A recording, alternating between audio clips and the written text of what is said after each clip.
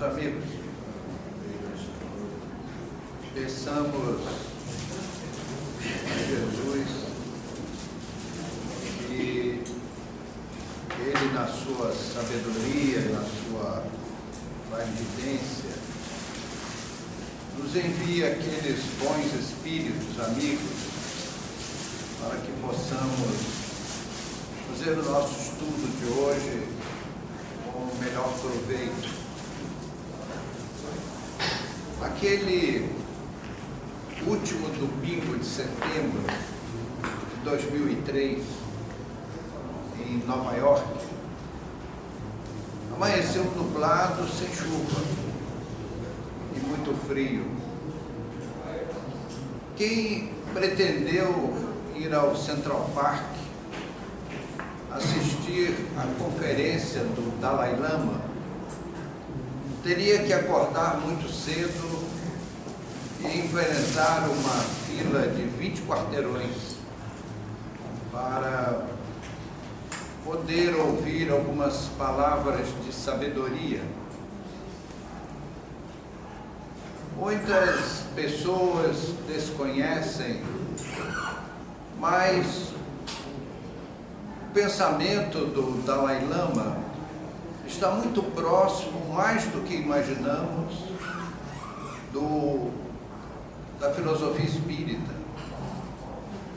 Aprendemos com a espiritualidade que onde não há subterfúgios, segundas intenções, a espiritualidade maior prepara oradores e o público ouvinte para que as mensagens espirituais se estendam pelo mundo, preparando o advento do Espiritismo em todos os continentes.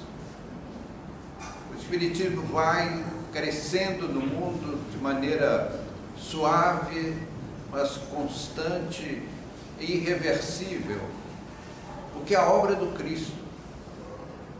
Os espíritos sábios estão aos poucos trazendo para a vida material, para a nossa realidade humana, os conceitos de espiritualidade.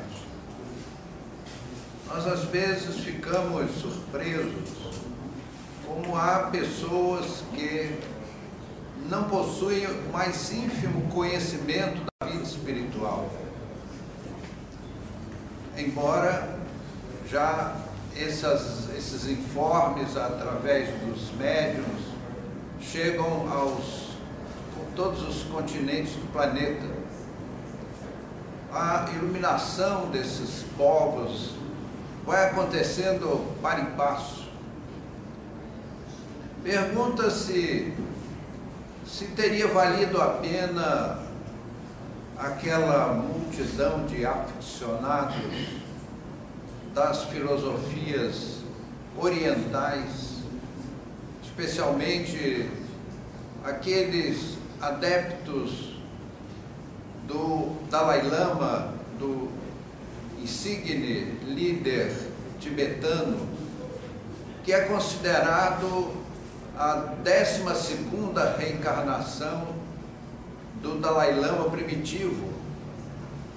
E aí nós temos, cruzando o mundo através dos esforços desses cultores do espiritualismo oriental, a ideia da reencarnação de uma maneira muito clara, consistente, cruzando os continentes e levando as luzes espirituais. Nós, espíritas, aprendemos a amar todos os cultos, todos os credos, a ter um grande respeito pelos líderes espirituais, aqueles homens sérios, sinceros, que nos trazem conhecimentos espirituais, por vezes notáveis, para a iluminação da nossa alma encarnada. Aquele líder tibetano começou o seu discurso falando sobre as duas forças, material, física, e a força mental. como ele falava em inglês, a interpretação da língua tem uma conotação do poder mental um pouco diferente para nós latinos. A força física, poder físico, dizia ele no seu discurso, que era uma força em que o americano é imbatível, que domina o mundo com o seu poder material, gerando lucros, transformando em conforto através de recursos industriais, os bens de consumo. Nisso é imbatível o povo americano. Mas só com o tempo eles próprios vão compreender o poder mental, que para nós, esse poder mental, que nós espíritas também cultuamos, mas damos uma conotação mais subjetiva. Não é somente o poder da mente, o poder do amor, o poder da tolerância, o poder dos valores espirituais, que eles, numa linguagem diferente da nossa, chamam de poder mental. E seguiu o Dalai Lama no seu discurso, encantando aquelas imensas multidões que formaram uma fila de muitos quarteirões para adentrar o parque, o Central Park, onde era realizado o evento. Todos saíram dali bastante tocados. E ele continuou e gastou muito tempo falando sobre o poder do amor, que é o afeto e o amor, segundo o seu discurso, o que mais precisamos nos dias de hoje. Se as pessoas de todo o mundo ouvissem esses discursos extraordinários, não teríamos mais terrorismo, não teríamos mais as bombas em supermercados, incêndios de prédios comerciais, às vezes até hospitais, em que a metralha dos insanos fazem correr sangue inocente. E ele mostrava no seu discurso a mesma importância que nós espíritas damos no nosso recinto, nas casas espíritas.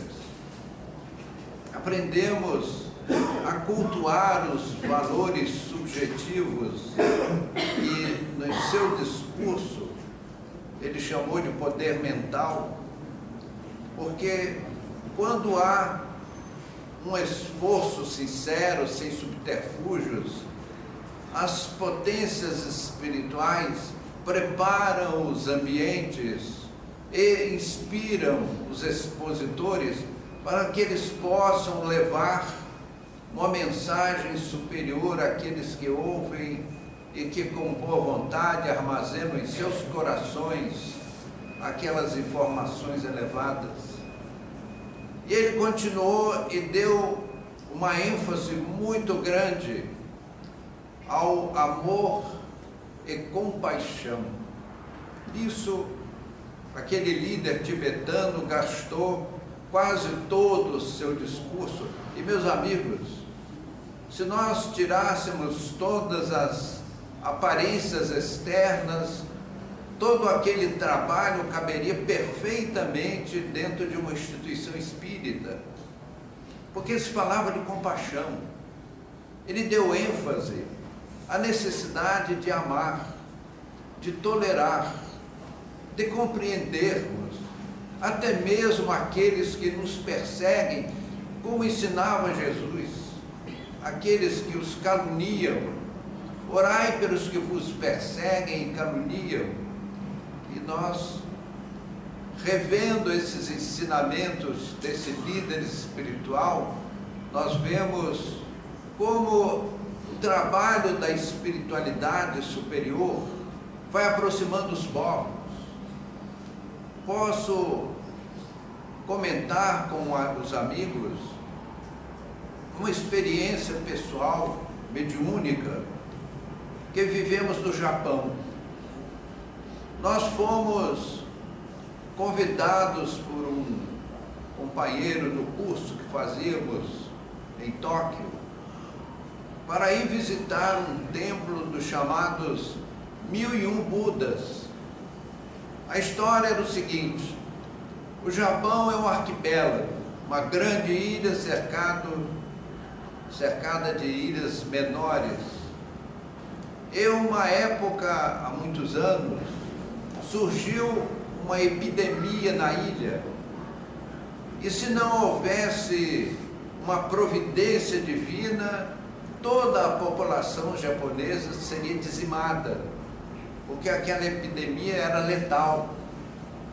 Então, a imperatriz, na época, fez uma promessa espiritual de que construiria um grande templo onde seriam colocadas 1001 estátuas de Buda, se aquela epidemia fosse debelada, porque a ciência da época era muito primitiva, não tinha condições técnicas de debelar aquele mal, e toda a população japonesa seria dizimada, e muitos, milhares de cidadãos já haviam morrido vitimados pelaquela enfermidade.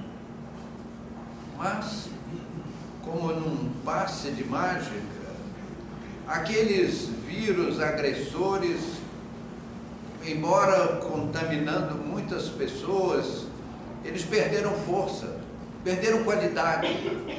Como que num fenômeno mágico, de repente os organismos humanos começaram, através dos seus anticorpos, reagir àquela invasão microbiana, e aqueles povos foram salvos.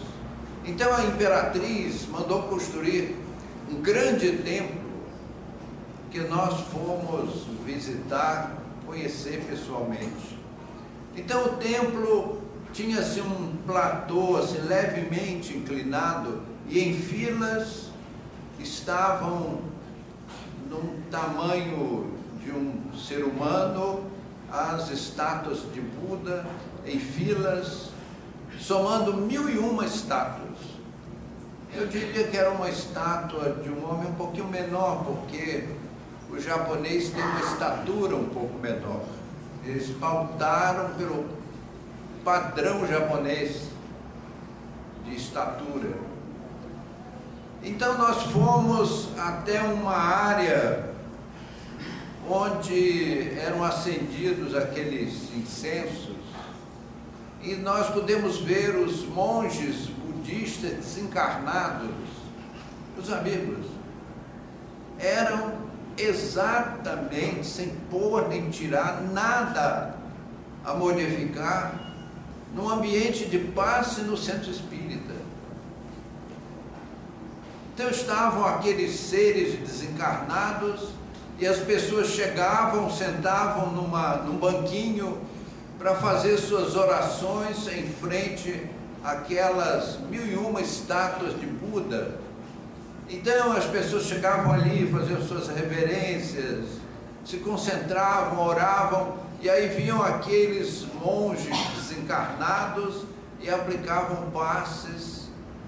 Eram seres invisíveis para aqueles visitantes, e nós ficamos assim, profundamente tocados. Fomos ver o centro espírita lá em Tóquio, para quem quisesse ver as vibrações belíssimas, como vemos no ambiente de passe. Então, meus amigos, quando nós aqui já falamos reiteradas vezes de que o planeta Terra caminha para a sua espiritualização, para o seu engrandecimento espiritual, sutilmente, paulatinamente, mas progressivamente, sem volta. Os conhecimentos espíritas vão dando volta ao mundo. E quando o Dalai Lama falou em amor e compaixão, é exatamente esse o ponto para que nós sintamos no nosso coração, na nossa alma, as mesmas vibrações que sentiram aqueles irmãos nossos americanos que lotaram o Central Park e que beberam avidamente, sofregamente, as palavras do seu líder espiritual, pelo qual temos todo grande respeito. Nós sabemos que ele conhece muito daquilo que nós espíritas conhecemos. A diferença é que o espiritismo é popular.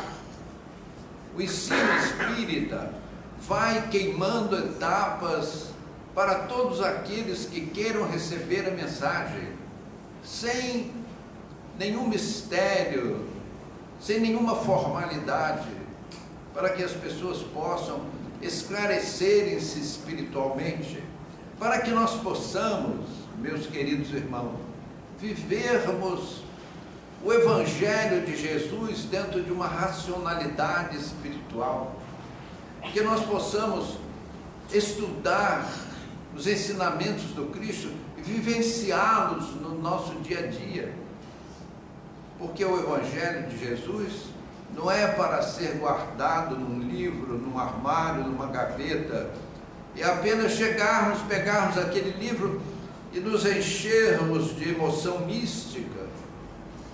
Na verdade, Jesus foi o nosso grande mestre, o insigne mestre. Então, meus amigos, tudo aquilo que disse aquele líder espiritual em Nova York lembra perfeitamente o que fazem os livros espíritas, o que faz a imprensa espírita, que vai vencendo fronteiras. Nós somos assinantes da Revista Internacional do Espiritismo, a RIA, que é uma revista que é distribuída em todos os continentes do mundo, levando a mensagem espírita. E por que não lembrar os expositores, os oradores espíritas, que cada vez encontram mais espaço na vida planetária para esse trabalho? As mensagens espíritas não cessam, são cada vez mais perfeitas, cada vez mais abundantes, cada vez mais companheiros nossos são inspirados para que esse trabalho seja feito nos 4 cantos do mundo. Países, em especial o Brasil, são líderes nessa divulgação espiritual, levando aos 4 cantos do mundo os conhecimentos sublimes dessa notável filosofia espírita, que chegou à Terra prevista por Jesus no capítulo 14 do Evangelho de João, mas que os homens jamais fariam por conta própria tais estudos, tais dissertações que estão contidas nos livros da codificação.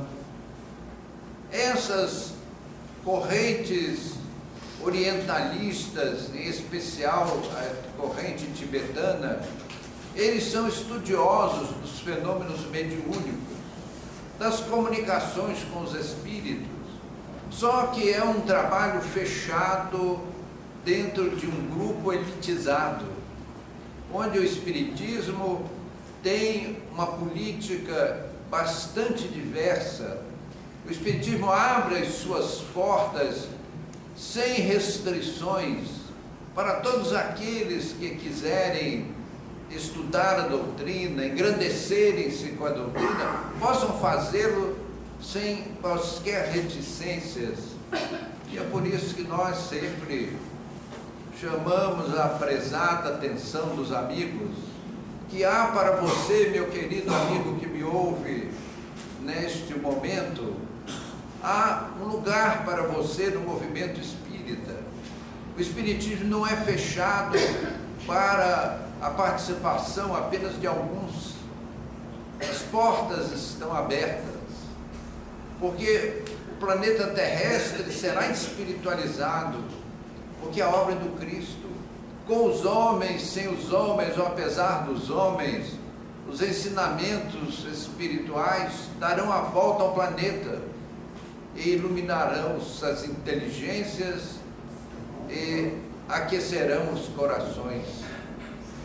Falava aquele líder tibetano sobre o amor e o afeto, a compaixão, o amor e a compaixão. Meus amigos, não foi só lá em Nova York que se disse isso, não.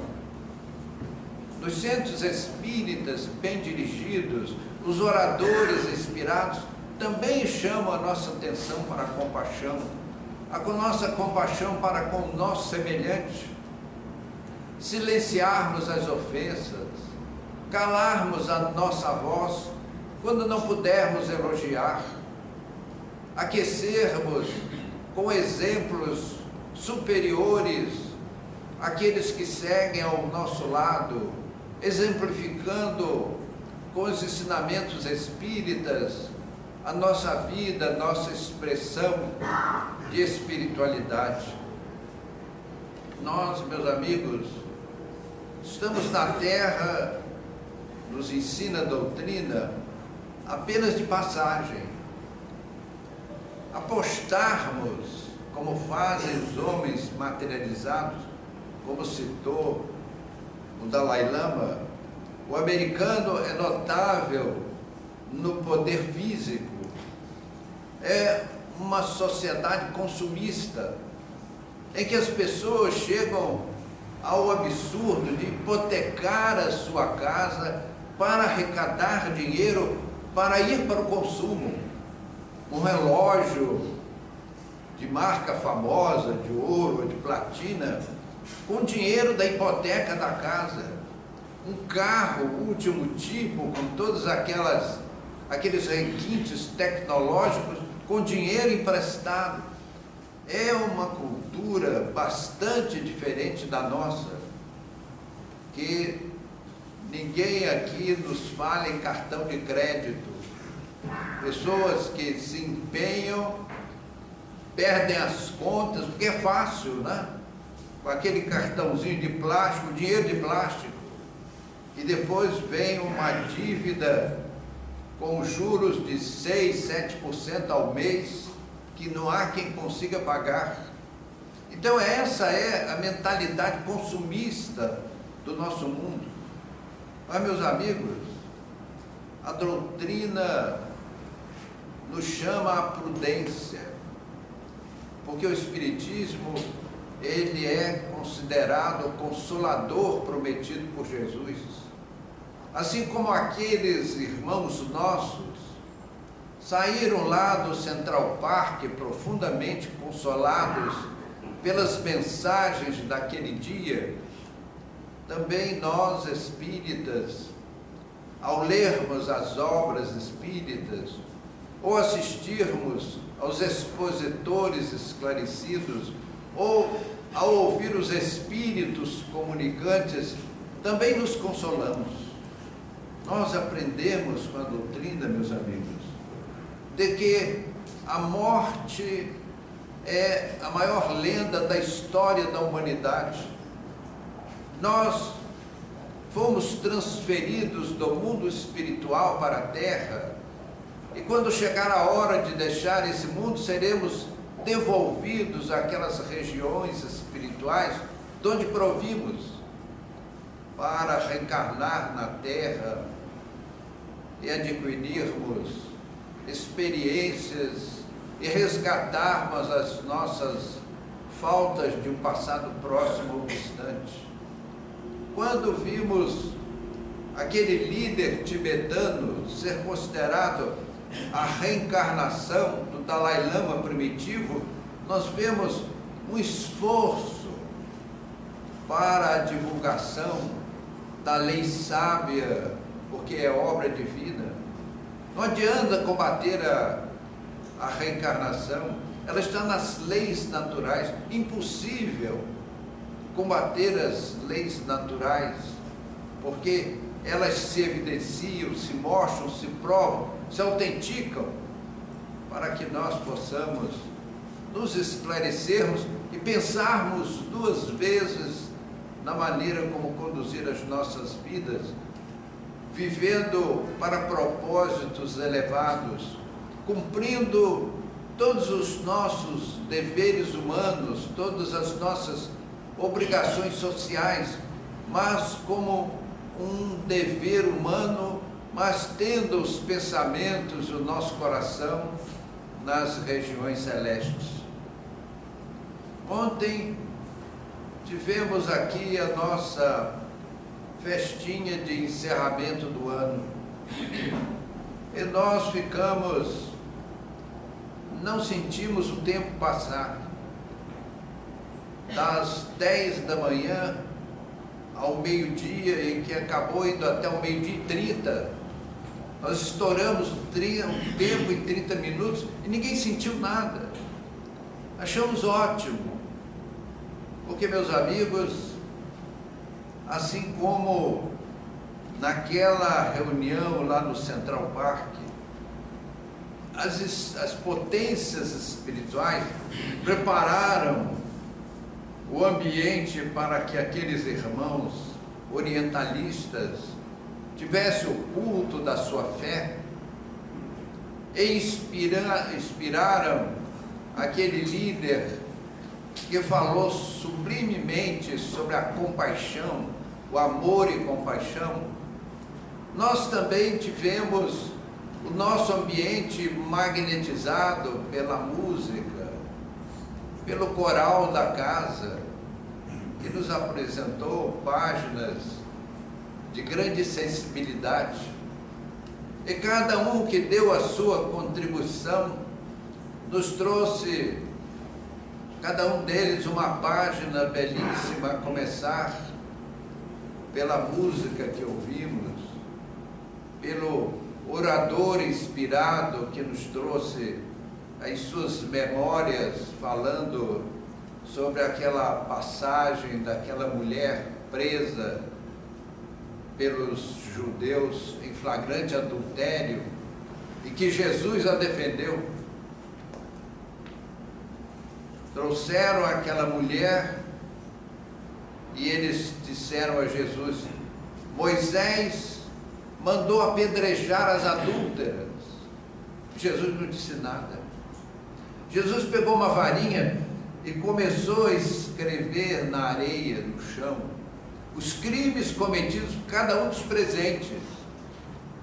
E eles começaram a ler aquelas acusações silenciosas e começaram a se retirar, a começar pelos mais velhos, porque sendo os mais velhos tinham errado mais. E por final foi todo mundo embora. E Jesus perguntou àquela mulher: mulher, onde estão os que te acusam? Ela fez aquela carinha assim de quem não podia falar muita coisa porque estava muito errada. Ele disse: mulher, mas eu também não te condeno. Vejam, amigos, Jesus deixou uma lição para a posteridade. E ele estava exercitando aquela compaixão falada por aquele líder religioso. Eu também não te condeno, mulher, mas vai e não voltes a pecar. Então vejam, Jesus não nos condena, ao contrário, é aquele amigo dileto que só espera o momento de nos ajudar. E tivemos ontem a visita de duas almas sublimes, trazendo os seus pensamentos poéticos, aquelas páginas belíssimas que são marcos da literatura espírita. Depois de muito tempo, sobre os quadros sombrios do Calvário, Judas, cego no além, errava solitário. Nisso, chorando, sentou-se a debulhar suas lágrimas, cego. Eis que surge um céu nevoento, cansado de chorar. Ele sentou-se acabrunhado. Nisso, nobre mulher de planos superiores, nimbada de celestes esplendores, que ele não podia divisar, chega e afaga a cabeça do infeliz. Em seguida, num tom de carinho profundo, quase em oração, ela lhe diz: meu filho, por que choras? Acaso não sabeis? Responde o interpelado, claramente agressivo: sou morto, estou vivo, matei-me. E novamente sou de pé, sem amor, sem lar, sem consolo.